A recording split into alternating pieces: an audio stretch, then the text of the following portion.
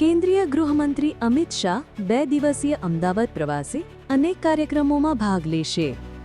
CM Bhupendra પટેલે vibrant Gujarat regional conference launch કરી નવા રોકાણ માટે એપ અને વેબસાઇટ જાહેર.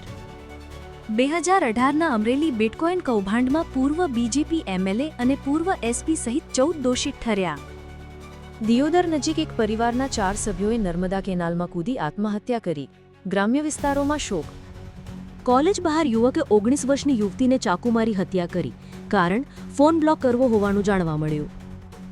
અમદાવાદ એરપોર્ટ પર ટ્રોલી બેગના સ્ક્રૂઝમાં સોનું છુપાવી લાવનાર પકડાયો. વડોદરા એસએસજી હોસ્પિટલમાં ગુજરાતનું પહેલું એઆઈ આધારિત કેન્સર ચેટબોટ લોન્ચ દર્દીઓને માર્ગદર્શન આપશે. સીજી પાવર કંપનીએ સાનંદ ખાતે 7,600 કરોડનું સેમિકન્ડક્ટર ઓએસએટી પ્રોજેક્ટ શરૂ કરવાની જાહેરાત કરી.